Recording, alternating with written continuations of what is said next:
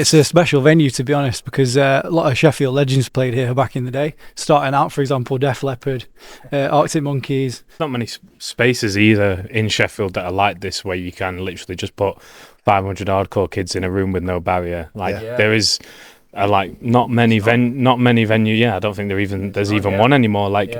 And it kind of, when I first walked in, it reminded me of going to like the original Outbreak festivals back in the day at Broomhall Centre, which is just down the road.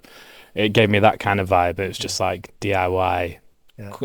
You can kind of just do what you want and just enjoy yourself, rather than, you have to like find a proper venue with a proper PA. You can just do it yourself here.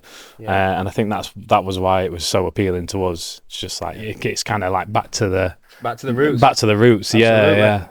And that's for your new record that just came out, Where Only the Truth Is Spoken. Yeah. You've been a band for well over 10 years, right? Yeah, I joined in 2009, but these guys were playing shows before that. Right. I mean, that's probably like well over half your lives playing in bands. Oh, yeah. So Charlie and I started what is now Malevolence when we were 11, and I'm 32. So, yeah, like my entire life, it's pretty much all I know. So 20 years. Yeah, 20 years. I love that. Although we didn't probably take name on until like maybe like 06 or something like that. But we were playing pubs. We were playing metal, like not too far away from the sound that we play now. Way back then when we were 13, 14, even with like other fairly credible bands in Sheffield. Like there's a photo online you can find of the two of us outside a venue in Sheffield with While She Sleeps. I'm like 13. I've got dreadlocks. I've seen that photo. It's like next to the A board. Yeah, next to an A board. Yeah, and there's a listings and it says like whatever 99p Carlsberg, and then While She Sleeps Malevolence, which is mad because now we are all grown adults, still like us and While She Sleeps, still doing this doing this all the time. So it's very nice to look back upon. The crazy thing is the same band names. Yeah, it's 2006. Names, yeah. You know what that says to me is just dedication, man. Like that is perseverance. It's a steady incline. You get a tiny little bit better every year. And it doesn't plateau. Yeah, nothing happened overnight for us. Anyone can tell you that, really. We played hundreds of shows in Sheffield and everywhere. So we really, really persevered, and there was certainly highs and lows, and I'm sure there's still more to come. It never stops. That's what you find out after a while. It never stops. That's what you get from guitar music in general, sure, but especially hardcore and punk, is that when you go see a punk band or go see a hardcore band or love that record, it makes you want to do something yourself, whether that's play music or whether that's, I don't know, like draw a design or start making like clothing or whatever you're down with. Like hearing these stories is really powerful. Yeah, absolutely. I think, for example, with us in Sheffield, there was always those bands that are a few years older than us doing metal or metalcore, and just sort of laying the blueprint and showing for us that it was possible to actually go out there and be a band and give it a proper go, and like go and play in different cities and go abroad and do it. We've got a shout out While She Sleeps for that, because they were always them boys that were a couple of years above us, doing it a little bit better every time. And I think for them, Bring Me the Horizon was probably that version for them, kind of paving the way a little bit. I don't know who's in front of them, like Def Leppard. Shout out them. You got your own record label, MLV Ltd. Tell us the story behind that, because I mean, starting a record label is no like minor thing, right? I think we had the idea for quite a while, didn't we? Sort of like, I don't know, 10 years ago, whatever, and we always toyed around with the idea. And it was just a bunch of mates having fun, really, playing shows together. It was Malevolence and Desolated, which became Malevolated. And then we just took the vowels out, MLVLTD. I think doing the label thing was mainly because nobody would sign us. We always wanted to be with one of the bigger metal labels. This is like in the mid-10s, so I think around our second album, Self Supremacy. Basically, we couldn't get a proper deal, and we were very hands-on and DIY. We're doing things independently. Like at the time, we were fulfilling our own merch. We're driving ourselves. We had absolutely zero crew members. We were very hands-on with absolutely everything. And we couldn't get a deal that we wanted. So we were like, screw it, let's just do it all ourselves. So the first one that we did entirely ourselves was the Other Side EP in 2020, which has the song Keep Your Distance on, which is still to this day like our most streamed song or single. So that's where the independent side of it came from. And it was not out of us trying to be like hardcore or DIY. It was just generally because we're Northerners and we don't like paying people. Yeah. Good on That you. was generally, honestly, where it all came from is, we didn't want to pay a driver. We didn't want to pay a record label. So it was just like, all right, we're going to drive the van ourselves. We're going to sell the T-shirts ourselves. We're going to send the T-shirts ourselves out of his mum's living room. You know what I mean? That was generally where it came from at the time. I mean, you're better off for it, because if that's one of your most streamed tracks, at least you're not having to split the royalties or anything.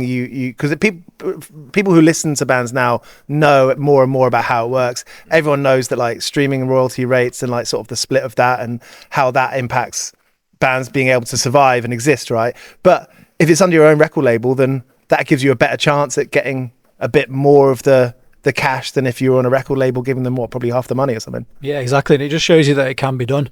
Like you don't actually need a big label to do all that, even though you might think you do. Yeah. But yeah. Did it take you a long time to work out you can do that?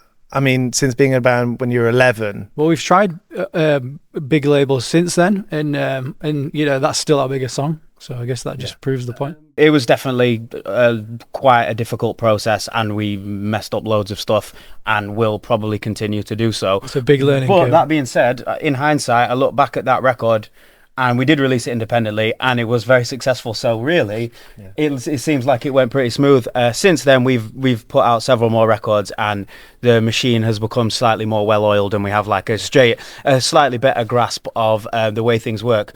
Yeah. However, with the way the industry is at the moment, every 5 years, like the whole landscape changes as to how music is consumed and how it is promoted. So you just have to keep your eye on the ball, you know, you know, how social media works, the whatever ways people are engaging in these things. You got to stay on top of it. It's, you know, I think for us, every time we do a record, you know, you wait 3-4 years, the next one comes out, everything's changed. Yeah. You know, everything's changed. Especially at the moment. Yeah. At the moment, it's like we're having to think about, right, how can we market these new songs that we just put out on TikTok?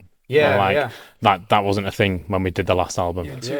We're men in our 30s, so we're like, what the hell? Clinging on for dear life, trying to keep up with the kids. Yeah. But like you look at it on the last album, it was like what was popular then was like the really cinematic Instagram reels to promote your live shows and stuff like that. And now it's like, right, we want to. The popular things are like shot on an iPhone. Yeah. So it's just it proper does keep changing. Your toes. Even with music videos, man, music videos are like kind of people are shifting towards like the shorter videos online instead of spending tons of money on like a 4 or 5 minute clip. Yeah. But what's your attitude towards that stuff? I mean, I think as people into guitar music and into heavy music, you know, I think we've all got like a bit of a snob in us, right? We're like, nah, I'm not going to do that. I don't know how to do that. Fuck that. Oh yeah, there's a bit of that in all of us at some point. To some point, there is a bit of that. Like, I'm not going to lie, our management run our TikTok because I ain't got a clue what we're doing on there, and they're like, yeah, we'll just send us some clips and we'll slap them on there, and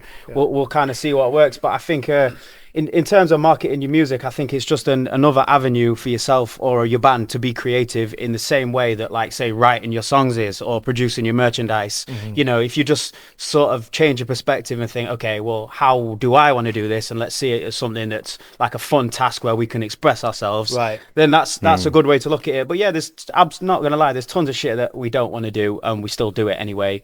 To some degree, just because look, that's real life. We got bills to pay. Yeah. So big time. But like on this album, I feel like, especially like the music videos, we took that approach of like wanting to have a bit more fun and just like and like we kind of like dipped our toes in every type of music video. You know, we did like the performance video, we did the one with the plot line, we did the scenic one. All the videos we did like were pretty fun to do. Like especially like if it's all the same to you video, that was like our most ambitious video that we've done, and that was just like a weekend of running around with like drift cars and actors that are like legendary actors in their own right, and just like with a proper film team, and like we've never done anything like that before, so it was fun. He was in who was the guy? I forget his name. Bricktop, Alan Ford. Yeah, and he was filmed not Layer Cake, the other one. He's Snatch. He's in a bunch of the Guy Ritchie films and Lock, Stock as well. So he's like the legendary, stereotypical Cockney gangster, East London gangster. Yeah, the OG.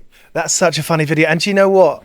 Maybe you haven't thought about it like this, but if you're a 12-year-old kid, 15-year-old kid somewhere around the world watching that video, it's fun to watch. You know, it's like an enjoyable, you know, you kind of live vicariously through you when you watch that video. Yeah, exactly. Honestly, that's how I felt being on the set. Like, it was like, oh, well, I'm going to sit across the table from Alan Ford that I've watched growing up. He's going to scream in my face, which I was genuinely shitting myself at. And then, oh, yeah, we're going to jump in the back of this drift car with this guy who's a professional, he's a world-class drifter. And he's like, yeah, watch this. We're going to go 80 miles an hour and I'm going to put the handbrake on. We're going to go horizontal.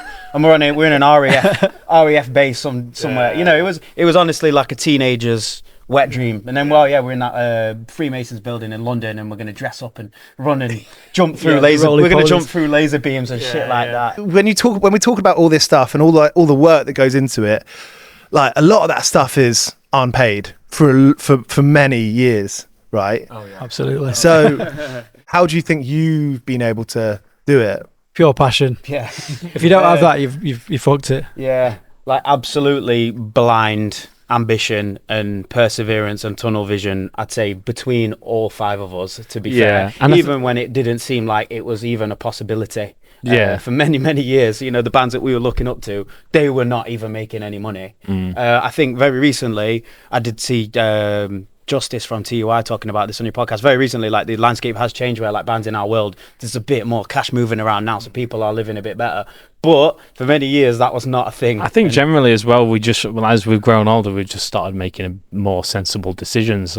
And as adults, just maybe we don't go to the all night party, and we get a hotel rather than sleeping on someone's floor. And I think when you're in your early 20s and you're like touring up and down the UK or Europe or whatever, it's exciting, it's fun. You can get free beers, there's no one to tell you what you can and can't do, so you can stay out all night if you want to, but like, you get to a certain age, you're like, actually, this isn't very healthy, and you know, a hotel isn't actually that expensive. I can just book a cheap hotel. But especially, like, I mean, a hotel can be the price of like 7 beers or something like that. When you start comparing that, you're like, okay. Yeah, so what's more important? Especially at that age. I think, though, we really did absolutely everything that we could to make it work. Like, if you look in hindsight about the way we used to operate on the road, like, we went to Czech Republic in a family car, right, with our gear stacked up on our knees. Vauxhall Zafira, 6 lads in the back, 12-day tour, 1 guy with us that's driving us, doing it as a mate, doing it as a favour.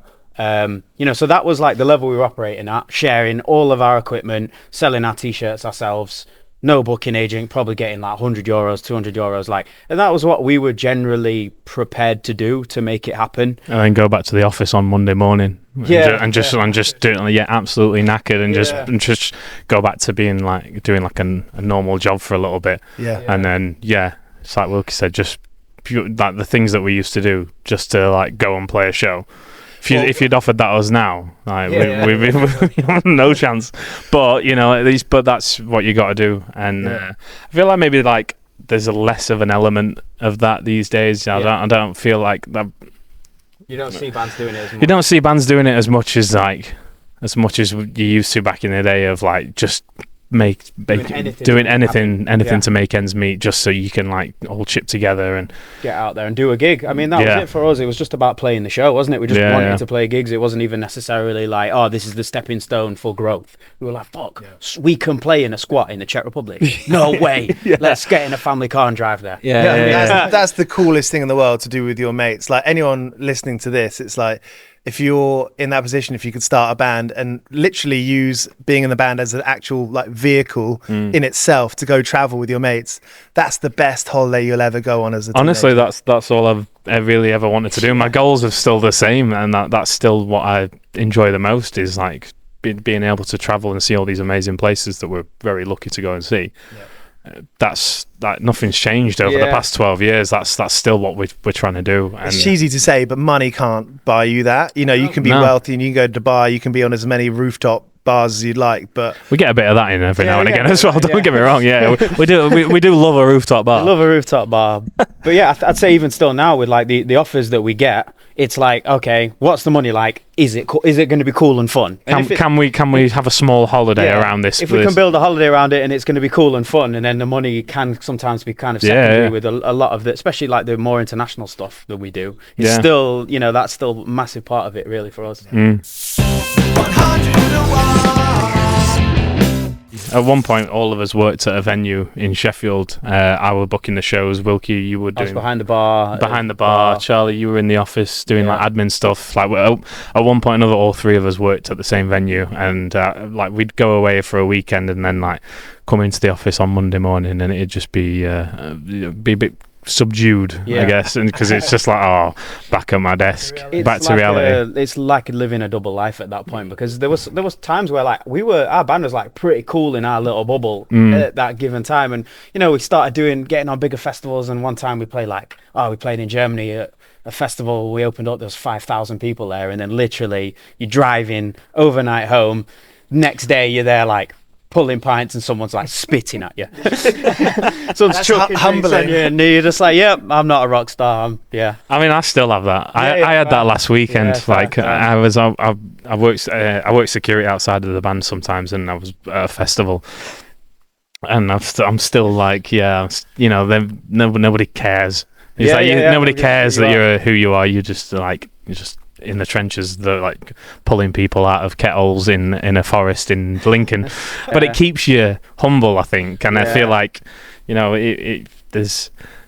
don't let you get a big head, because it's just like, no matter, you can play 20,000 people, but the next day you'll still be having to sign in and wait for a sandwich bag along with a load of other staff. So when we did Bloodstock Festival last year, every staff member in the barricade I know, because I work with them, and so I was like, at least I know that these guys are going to do a good job, because I've been in that pit barricade working alongside them for years. So it's quite reassuring, and it's helpful as well, when it comes to like little things like the security briefs before the shows, just to like give you an idea of like how to talk to the security staff, tell them what you're going to be doing as an artist, what you're going to be saying on stage, and what they need, like what kind of staffing they'll need and stuff like that. I never thought about that, especially at heavy shows where you might have a security crew who they haven't seen a hardcore show, or they haven't seen a place where people are going to be jumping off the stage all the time. That's got to be really important, actually, doesn't it? It's absolutely essential. I wouldn't let a show really happen without one, otherwise it's like destined for disaster. Well, without like a briefing. I mean, I did one in here with the lads that work in this venue when we played, and I mean, all you generally have to say is like, look, they're not fighting. Like they're not fighting. Just leave them, and then if there really is a fight, like you can do your thing. But it really starts getting like important as well when you're like doing the big rooms or the big festivals where you've actually got to think, like, because we are a band that I love seeing chaos. Like, I love seeing massive pits. That's what we've always encouraged from the very start, and what we'll always do. Like, I love it. I buzz off it, but you have got to be a bit conscious about, like, again, when you're in them bigger rooms, that you might be playing to people who it might be their first show. They don't know what to expect. They don't know what a circle pit is, or they don't know what a crowd surfer looks like. So it's nice to know that the people who are there to look after people are doing their job right, and know what to expect, and they're not just getting dumped in at the deep end, just like, holy shit, there's a fountain of people coming over this barricade, what do I do? And not drop them on their head. You see it time and time again sometimes where they've not been briefed properly, and people are crowd surfing and they're not catching them, and then you have to get down and get stuck in. And you're like, where's the fucking security? Has that happened to you? You've done that? I've seen it multiple times. This year.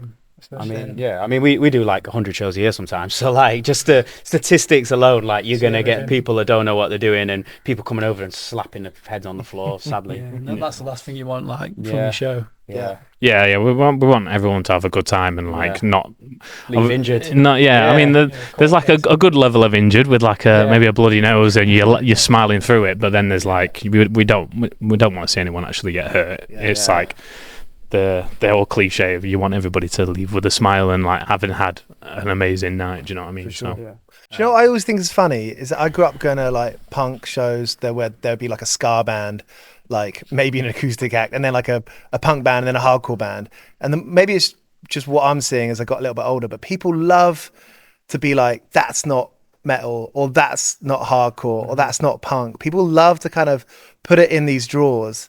And this is just my opinion, but that feels fucking stupid. I think nowadays it's better though, isn't it? I think it's better than it used to be, definitely. But like, loads of it coming through, didn't we? Where we just didn't fit into any bracket really. We'd be like too metal for hardcore, and then and vice versa. And then too hardcore for the metal guys, and we just didn't really. There was a time where we weren't really getting respect from either audiences, and we sort of had to build our own little community.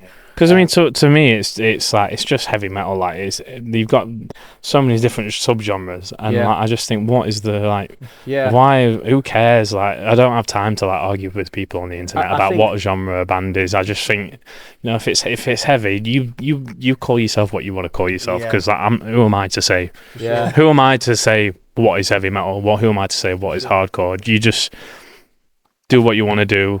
And just crack on and let it. Or just don't. Like, there's bigger battles to be fought. Do you know what I mean? I think though there's nowadays you go to Download Fest or you listen to like any of the metal playlists on Spotify, you play it can be anything. Like the way the genre's shifted, or a new band will come out under the umbrella of metal or hardcore and it can sound really any type of way. And people are generally far more accepting now than they were like 10 years ago or 15 years ago, where everything was very much pigeonholed into like, it's even like the little subgenre, the little brackets within metal. It'd be like, I'm into deathcore and I don't like death metal. You know what I mean? And really, you're talking about 1 degree of difference here in sounds. Yet there would be a massive difference in cultures between those little sections. But now, we're all everything's blended. You go to a show, there might be like a emo band, a death metal band, a hardcore band on the same bill, and everyone's just cracking on with it, which is much better. It is much better. I think there's like still elements of like the metal community that still want to kind of keep hold of that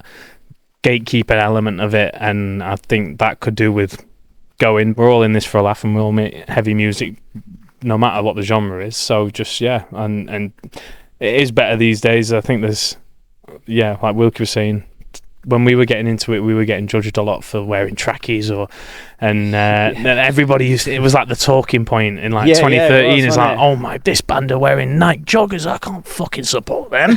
What the fuck hate is on this? The videos. Hate on this, like fucking chavs, puffer jackets and shit like that. And but nowadays, because that was genuine us then, and we're still doing that now. Everyone's like, all right, fair enough. It wasn't a gimmick. That's just actually who they are. And I was like, all right. So people wearing the Stone Island now. I think nowadays you can wear whatever you want. Like you go to Download in the backstage and you see the way people are dressed and it's anything. But there was at one point where like people were much more stiff about it's like metal fans getting upset about us wearing tracksuits, but then they're going to listen to bands like Watain who have got actual animal skeletons on the stage. That's cool. Well, that was the thing. We were watching rap videos. We were like, let's make a music video that looks like that. And that was really. I like rap music, and like some of our friends in school like weren't metalheads at all. Like we had quite a few chavvy friends. So I guess like you see, and like I'd be like, oh, that Nike tracksuit's sick. I like that. But I had long hair, so I was like, can I wear that? But after a while, you're just like, fuck it. You wear what you want to wear, and it's like you make it your own identity, don't you? So did you get beaten up much as a kid at being a grebo? I had dreadlocks. Not too bad. Took a few shiners though, definitely. So I'd say like having dreadlocks at age 13 is like putting your teens on difficult mode. It's just like anywhere you go, someone's going to be like, white kid with dreadlocks who was like quite young looking and short, slap. I had I had a girlfriend in year 7 and we both had long hair. And you know what story this is? Say that more. We both had long hair, and I used to get called a lesbian all the time. They're like, 2 girls kissing, and it was just me with long curly hair. But that was definitely the era of like moshers versus like Travis was like that line in the subcultures, and like you couldn't listen to whatever 50 Cent if you listened to metal, or I mean, but then didn't we? Devonshire Green in Sheffield City Centre, that was my home every Saturday morning, 10 o'clock in the morning sharp. Hopefully there'd be a show at Corporation on the Saturday night. And that's why, like what I was saying earlier, like we love inciting that stuff, because that is like, I want to give kids that same feeling. When I came to my first show and I was just like, oh my god, this is fucking sick, but I might get hurt. And I come home and I'll have a black eye and my mum would be like, fuck's sake, Alex. But that but it's, you wear it like a badge of honour at school on Monday. It's like, I got smacked at Corporation on Saturday night. It was Architects played a sick song. Looking towards like the future, I think people are realizing that independent music kind of needs like the artists to keep on making stuff, obviously, but like fans to get involved, like whether that's like economically, financially, like buying the records, buying the tickets to the gigs. But I think there's a lot of like fandom at the moment. Like a lot of people are just online. It's just the world the world is now. Like when you look towards the future and like maybe this is a bit of a lofty question, so feel free to tell me to fuck off, but it's like, what do you want to do? Like, is there something next that you're like, oh, wouldn't it be sick?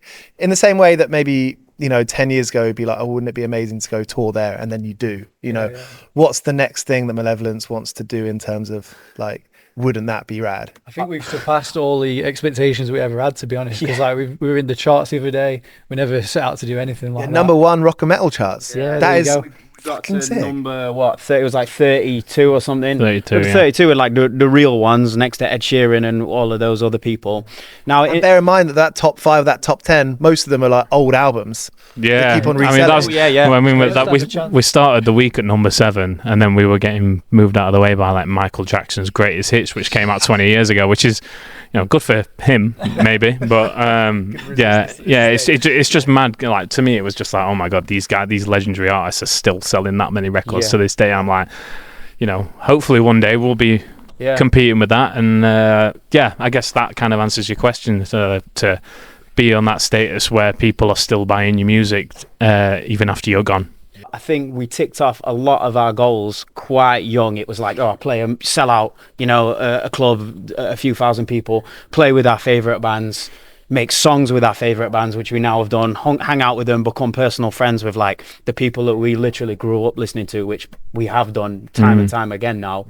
And then eventually make a legitimate, sustainable career from it, which, touch wood, we have been able to do.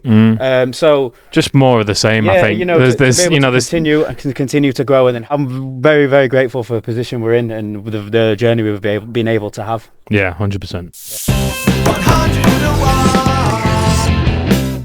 We're in Sheff, we're where you grew up. A lot of those part-time jobs, a lot of those odd side hustles that you're doing between tours, before you were being able to like make a sustainable band out of the situation, what were some of the shitest jobs that the three of you have done? I was giving out flyers. The main problem was, it's like, as soon as you got a job, you just had to go on tour, and then you'd come back and it'd be gone. Yeah. That was the main thing. But yeah, I was giving out flyers, and they said you get £1 for every person you bring into the club. So I went to the back of the queue and just started bringing people in and made 180 quid. And that was my only shift, I think. Or maybe about 3 shifts. So that's a great idea. You're an entrepreneur. Yeah, that's the thing. We were just Del Boys like before our years, really. Like, commission-based earning. Yeah, there you go. I think my worst one was I worked at the Sheffield Wednesday ground when I was pre-18, and at the time the strategy was that they only hired people that were under 18 because you could get away with paying like slightly less on the wage. So like £1 less or something. Yeah, so they purposely hired like loads of 15, 16-year-olds, and we were carrying out the Sunday dinners or whatever, but we weren't allowed to take the orders. And it was absolutely horrendous. I'm probably one of the most clumsy people that you might meet, so I was just dropping gravy down women's frocks and whatever, and then getting a bollocking from the chefs and whoever was running the place. And I think that's probably the one that I look back on with the most disdain. But that's growing up and character building. Yeah, absolutely. For me, honestly, I've not had that many bad jobs that I would like. I thought of one. Used to be the Milkman. Oh yeah. My first proper job. I mean, I was going to say that, to be fair. So my first job, I used to be a milkman and deliver milk up at around. Thanks, bro. Yeah. And I deliver it around the area around where we lived. But I guess that was savage because that was like, no matter what the weather, we were going out. We start at 11 o'clock at night and we finish at 7 in the morning. Oh, damn. Oh, that's serious. Not like a 2-hour on a Sunday morning. No. It was like, I mean, I did it like a few times a week. And it was, it was hard work. Like it sounds easy, but like getting up at that time and then working through like storms and stuff. But that was also like the guy that I worked with. Shout out Steve. Wasn't Steve Tankard? He was an absolute legend, and Tankard by nature. Yeah, he happened to be like one of the best people I've ever worked with. And we just had a laugh. We'd have some proper good times, and like we come out of the we come out of the dairy, and after we'd finished everything off, and then we used to stop at this kebab shop on West Street at 5 o'clock in the morning, get breakfast, and it's the same kebab shop that all these lot would be in after they'd been at Co-op on a night out. So we'd drive up in the pickup truck, get our breakfast kebab, and then we'd give some of them a lift back up the hill, up to where we lived in the back of the pickup truck. Did we ever do that with you? I think you did, yeah. And these lot would be in the back, absolutely off their head. But I love that. Yeah, and you know what? That was one of the most fun jobs. But yeah, I've been quite lucky that I've never worked anything too shit. It's about the people you work with, right? And I think if that's like a takeaway, do you know what? I for a long time I went through so many different jobs where everyone I worked with was mean, or it was like office jobs that I didn't fit in. But then if you find something that pays just about all right, you can pay rent and people are sound, life's good. Yeah. That's half the battle. If you can find a job where it doesn't feel like you're having to go to work and a slog every time, and you can go and have a laugh with your mates, then you're chilling. Checking out the lyrics and the songs, I noticed at the bottom it said the songwriters were like all of you. Yeah. How does that work with publishing? Feel free if you don't want to talk about this. But so everything's split. Essentially all evenly split. Yeah. Now our guitarist Josh Baines, who isn't sat here now, he's definitely takes the lead on writing music, musically writing the songs. But everybody weighs in on the songwriting, and then also I'd say in other aspects of the band that are outside of the songwriting. Yeah, there's like everybody has their own little task, and we've always done it that way. So like even like when we first started like having that discussion about how we split it, we've always just said 5 ways. Like that's just how it's always been, because everyone's an equal part in it. It's a team effort, you know. I mean, everyone contributes in their own little way. So yeah, it's just. Yep, absolutely. And I think that's probably a reason that we've been able to do so much as a band, because there's quite a wide range of skills between the 5 of us, and we've been able to delegate quite effectively. You know, there's members of the band that are like very, very experienced in things that I know absolutely nothing about, and I'm just happy to sit back and let them handle X, Y, Z. Like our guitar player Con, he's a pro level guitar tech, for example, and he will just handle all of the equipment tech side of things and so on. But then there's other aspects of the band where he just won't touch, and I think, the socials and stuff and like all that kind of yeah, stuff. And so each of us takes on a role and takes responsibility for it, or certain set of roles. And I think it's really, really too much for a single man or a couple of people to handle, across the the spectrum being in a band. It's got to be rewarding as well. You build your own world. You mentioned earlier, like you didn't quite fit into metal, you didn't quite fit into hardcore, or the people going to the shows maybe didn't let you do that, and you had to build your own community. But I bet that's probably the very thing that's going to make Malevolence, or give you Malevolence, the life that you ultimately is like the primo plan. Like building your own community, that's the strongest thing ever. Absolutely, and I think that's what makes your fan base strong, and will stay there for a long time, because the sound that we've done and the way we looked, it's never really been like the cool or fashionable thing amongst the heavy music scene. So we've never been the in our eyes, we've never been like the hot new cool band. It's just been a gradual growth, and so it means that the people we have, there's still people come to our shows that have been coming for over 10 years. Yeah, when we were playing in West Street Live like 12 years ago at my first show, some of the people that were there are still coming to Crooks when we play up here, and I think like that community that we've built is still there, and that but we have that community in like different parts of the world now as well. Like it's expanded, like we have friends all over the place, all over the globe that we're still buzzing to see every time, and it keeps on growing. It's kind of an invitation. That feeling of discovering a band and then they're playing in your city, you go to see them, and then it's like an occasion. Yeah. And that's what we try and do that with everything we do. Like we try and make it, we're always thinking, how can we make this cool for the people who are coming to a show, whether we're doing a show or like a pop-up shop, or rather than like doing like a clinical meet and greet, how can we make it like an experience for like the people that have supported us, rather than, just your standard meet and greet type shit. We're trying to think of ways that it would be interesting to us. Cheers for watching. This is 101 Part-Time Jobs. You can find us on Apple, Spotify, and all podcast apps. We've done interviews with Aurora, Kneecap, Idols, Lauren Mabry of Churches, and loads more. So tap into 101 part-time jobs on Spotify, Apple, and all podcast apps.